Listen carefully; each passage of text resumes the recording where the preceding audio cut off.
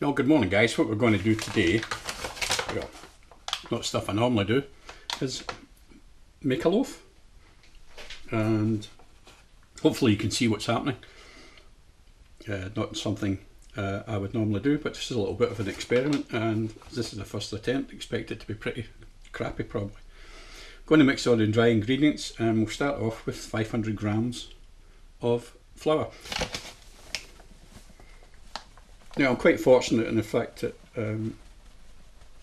after a little bit of experience of just making up the ingredients myself here in regards to the fact that we're in the middle of lockdown, and since my own business is non-existent at the moment, then I started to do a little bit of baking. So I quickly learned that the scales I'm using at the minute, which are digital, are probably one of the best things you can get.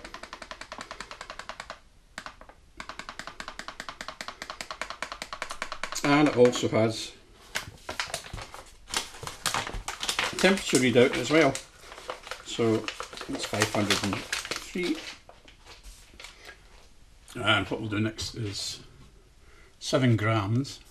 I suppose I can put all the ingredient levels up and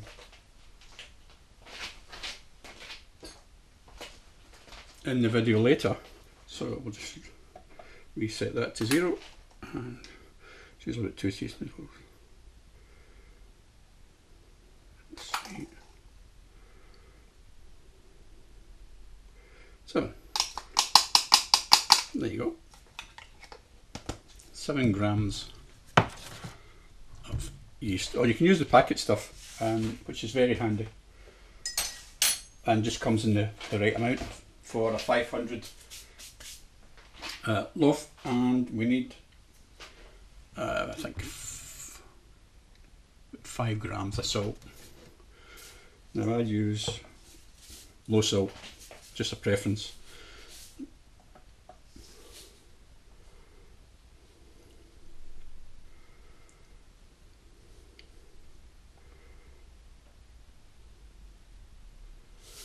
Five grams of salt, easy peasy. And I like to add some olive oil. So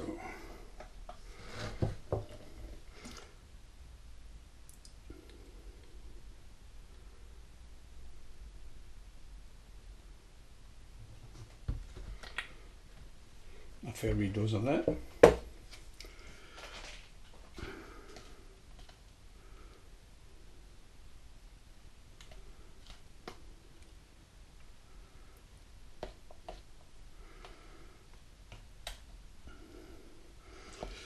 At this point I like to mix it in while it's still on the scales.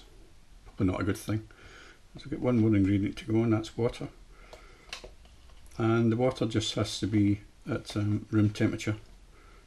I know an awful lot of them say about 40 degrees, and other things it should be a bit warmer. I found that room temperature works just as well as anything. So reset that.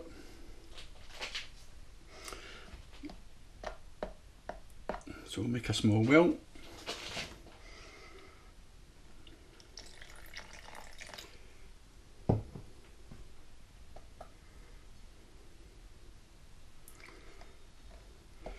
Now the thing about flour is it all absorbs, well I've found anyway, at different rates.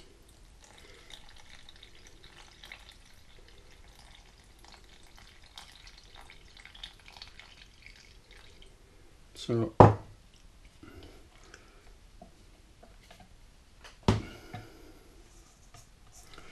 what's good with one flour in amounts doesn't quite work for the next. And after doing a little bit of, call it research, Google me, it would appear that all flours are not equal in regards to the amount of water that they absorb.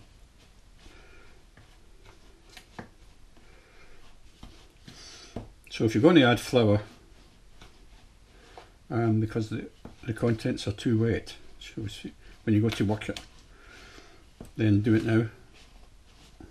Because all we're going to do is mix all this together. It's a handy little tool to have.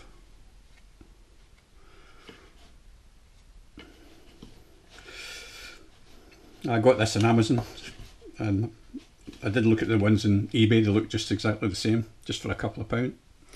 So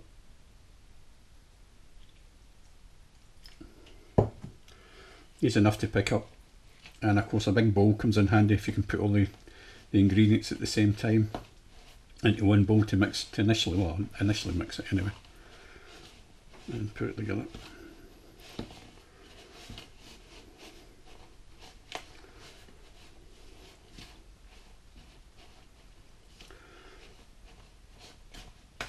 Okay, still need that a little bit more.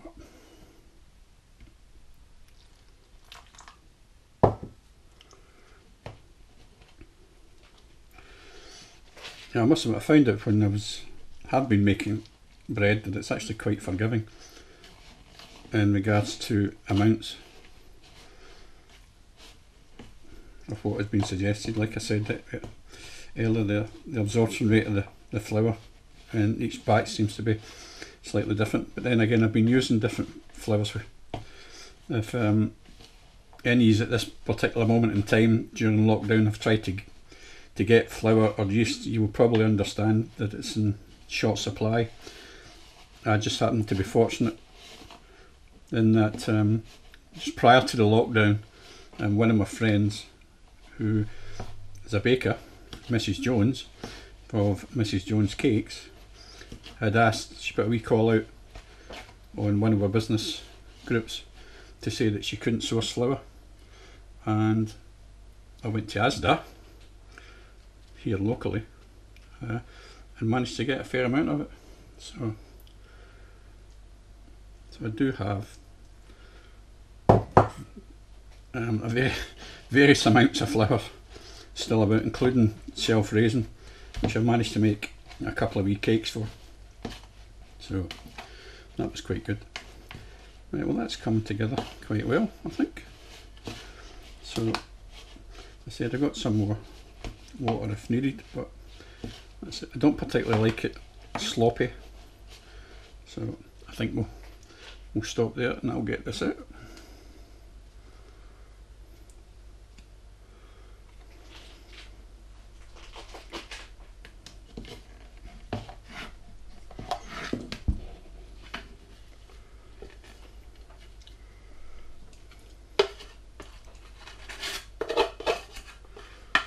So there we go. And all we need to do now is put all that together.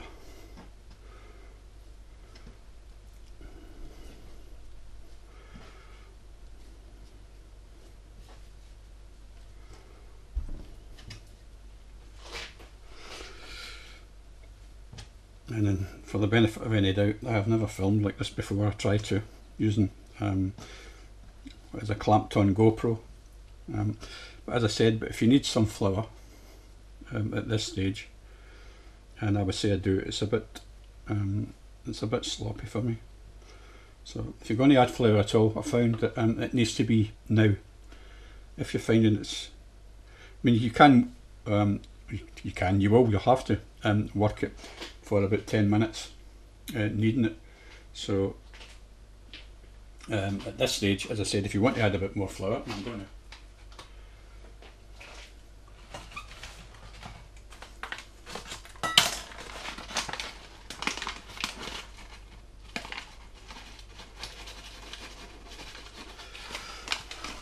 It's one of the handiest things I've found for dusting. Small tea strainer. Right, let's see how this goes. As I said, I've found the flours to be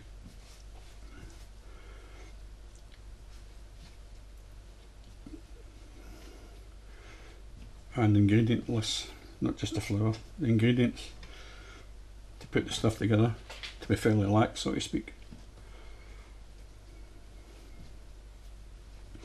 It's also good therapy. As I said, especially just now. I said with the not being able to get out very much at all because of the lockdown, then this is a good upper body workout for 10 minutes. So you can either check your clock if you're fortunate enough to have a timer, then use the timer, but as I said, if you're going to add anything, do it now. Flour wise, it just needs a little bit more, I think. And as you can see, it's not a lot of flour I'm putting on.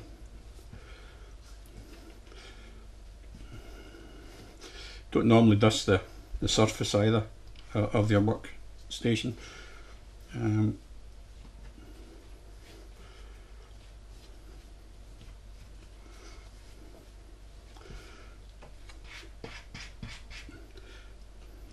Try the flat edge of the scraper jaws, it makes life a lot easier. And as I said, you can use the scraper to pull the stuff in. The only thing you need is not to push the dough into the surface you're working on, and rather push along the dough. At least that's the way I've found anyway. And if you're lucky enough to have a timer, set it for 10 minutes now and start kneading. I don't think you can over knead dough. Not that I've been able to see anyway that it makes a huge difference. I think the timings when they start to be critical are maybe proving it or letting it rest. Well, that's beginning to come together quite nicely. We've got a wee moment or two to go. As I said, if you have it, use a timer, but I find about 10 minutes after the initial mixing the ingredients together until you've got them into some sort of semblance of a ball, that should be fine. It's not too dry, so it's a little bit sticky, which I found to be probably the best way to get the best bread. It's not too dry. I think if you get too much flour, that might prove to be an issue. I'm not positive, to be fair. As I said, I've managed to do a little bit of experience to get it fairly right, I think. So certainly the stuff tastes good, then that's the main thing, I think, isn't it? If it tastes good and you like it, great. Plus you're obviously controlling all the ingredients. There's no preservatives or what was it they say, emulsifiers, all this sort of stuff going into the bread. All plain simple stuff. The flour is strong white flour. Don't think I mentioned that, but I'm not sure because I haven't really tried it, but I do believe that if you use ordinary flour, there's not much of a difference. So apart from the absorption rate of water. So in regards to mixing, etc., not to the flour, there's obviously differences in these types of flours, and the content of them and what they actually do. So if you can get it, strong white flour, and try that. I've certainly never tried a self-raising, I've got to say. That might have been interesting to see what kind of bread that produced. That would have been quite funny.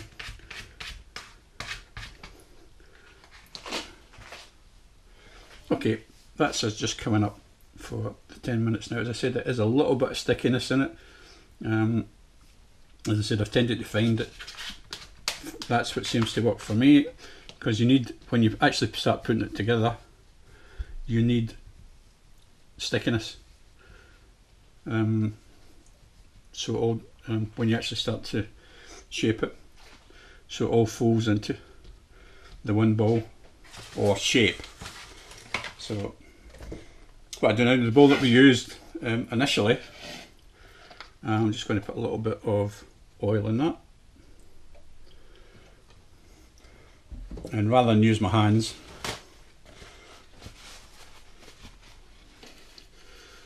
paper towel.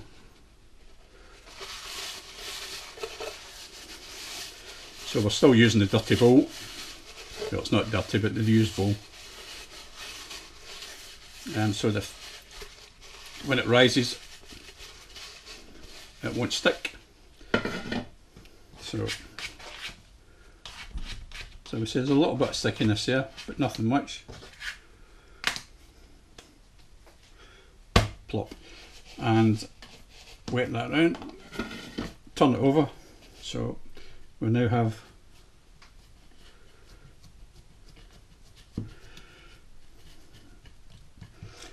don't know why I'm doing that really in regards to just something I like to do. And now we can give it a wee dusting. At this point it doesn't matter, just to stop it sticking.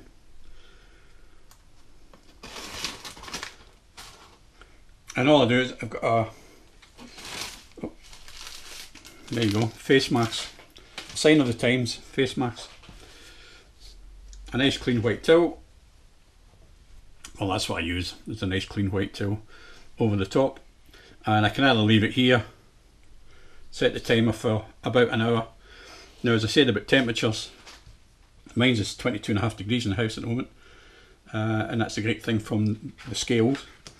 So if yours is a bit cooler, then you might need to give it a bit longer. So all we're going to do is use our eyes to see that it's approximately doubled in size. So for the first proving. So that's it, can be left here. I've heard them say put it in a warm place. I don't find that to be necessarily the case. And if it is in a warm place, then you could probably cut the, well, not you probably could, chances are you'll cut the time from an hour to maybe 50 minutes, 45 minutes, whatever, depending on how high the temperature is. And if you're in a baker's, then I don't think they go longer than about 40 minutes, 45 minutes. Says he guessing because of the temperatures involved. But there we go. I'll leave that and we'll see you back in an hour. So here we go. Now that's a good rise. As you might imagine, I've actually left it a bit longer than I meant to. Just a wee dust and a flour. Remember, this is the dry side. Now look at that, it's nice airy. And there's a little bit of clingy in that. Let's get it all out. So just using the crescent part of the scraper. That bowl's now done with. So what I'm going to do is knock some air out of this.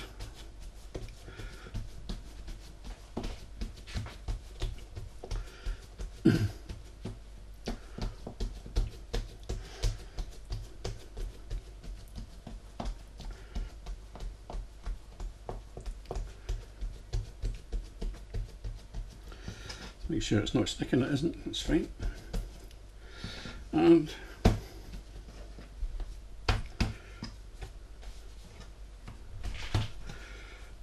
I tend to find that works. And that'll be the BBC telling me something's happening. So this should only take about 30-40 seconds. And you might hear the squeaks. Probably not in the GoPro, but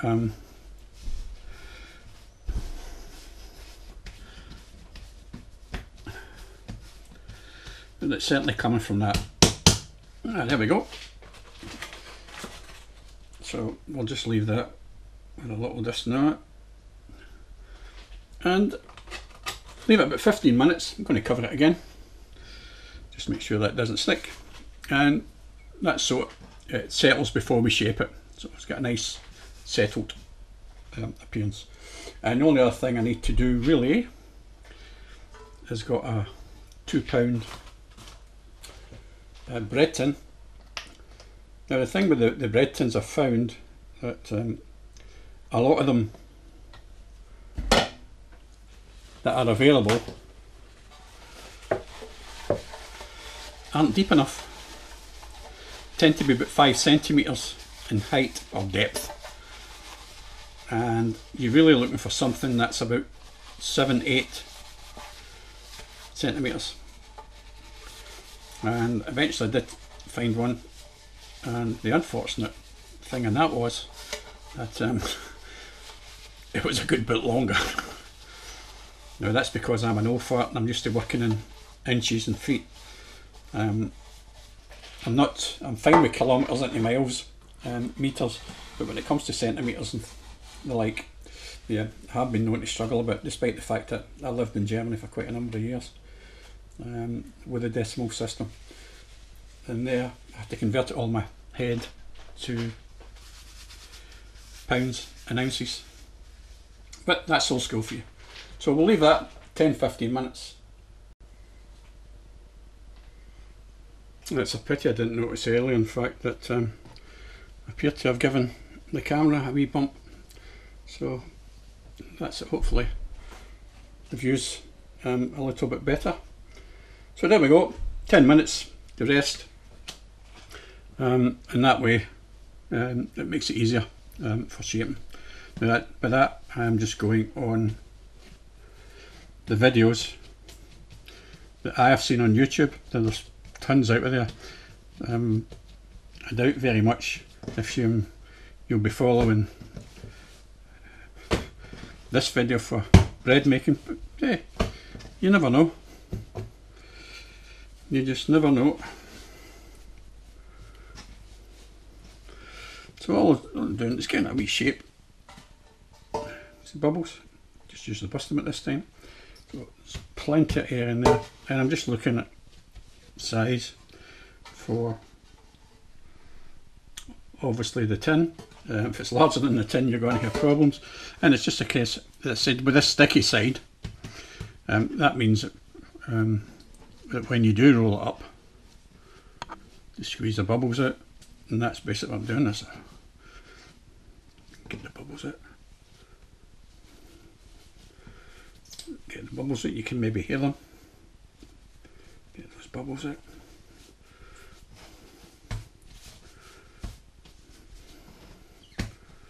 You hear that?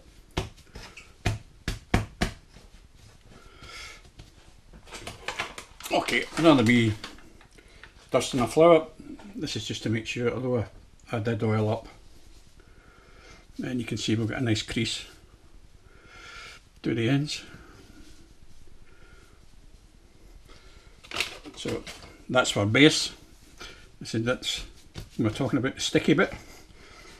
And so what happens, and you can press it down a little.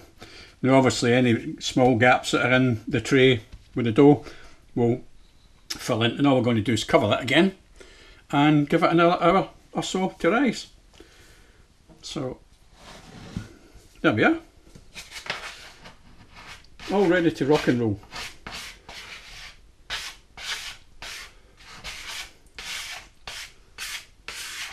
And I'll see you again, well, for you pretty quickly, for me in an hour or so. Well, welcome back, and in the meantime what I've done, I've had running the oven, I've set it at 210 degrees. It's quite important that you check if your oven's accurate. I know an awful lot aren't. I did this mine, I got an oven thermometer and I used that to check the accuracy of the oven settings. Mine happens to be fine, but if you're only doing it occasionally, it'll just be a case of checking your bread from about 30 minutes onwards. The other thing I did was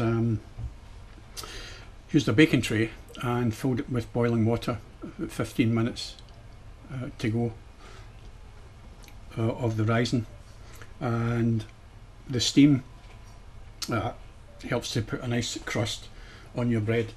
That's what I found. It's not essential, but it does as well. The other thing you can use is a spray, or do both. But just when you're putting it in the oven, give it a quick spray. So let's have a wee look. Yeah, that looks nice and healthy. Yep. Now you just need to be careful placing it into the oven, that you actually don't thump it down in the tray, otherwise you're liable to flatten it. So you did all that hard work, so let's get it in the oven. Just give a wee second to let the steam evaporate.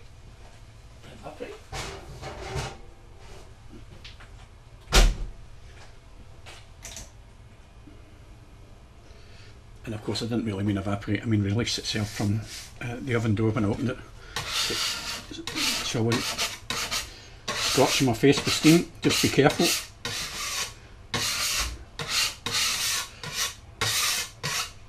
And a wee clean of the sides. And well, let's see how that goes. And usually about 30-35 minutes. I said I use mine at 210. I find that gives a crustier result, and I start checking from about 30 minutes, but usually about 35 minutes. And we'll see what transpires when we take it out of the oven. See you soon.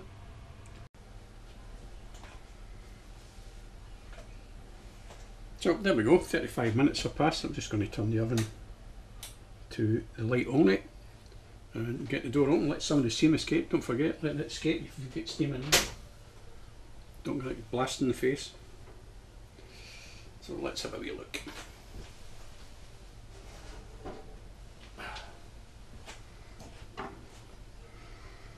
And that looks fine, and comes straight out.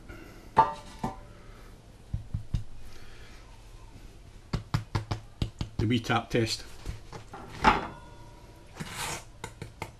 Nice and crunchy.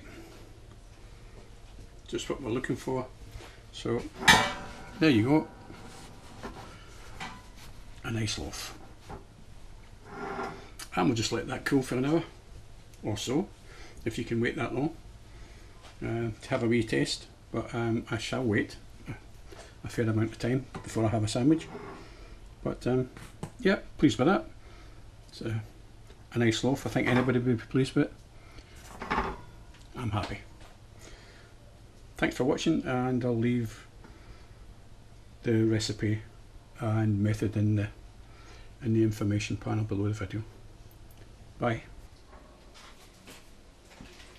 Well, it's not quite been an hour, but time for a wee cut. So hopefully this can be seen all right.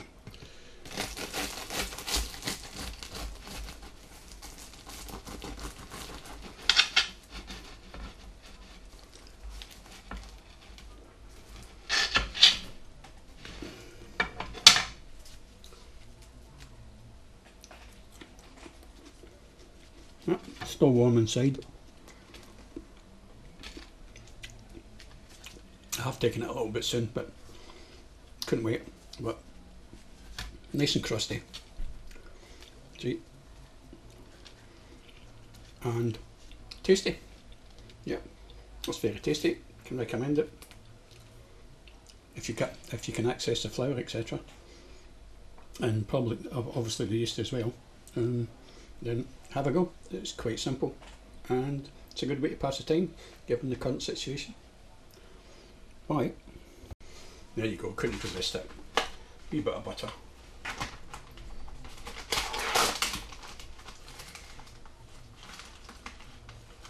All you vegetarians, please look away now. There we go. It's a nice dry cured ham. Lovely jubbly for a sandwich. Excellent.